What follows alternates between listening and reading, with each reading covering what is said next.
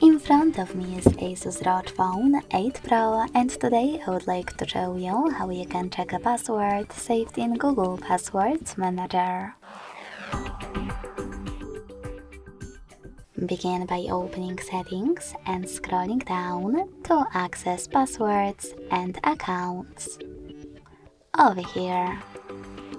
Then click on this gear next to Google and tap on Google Password Manager.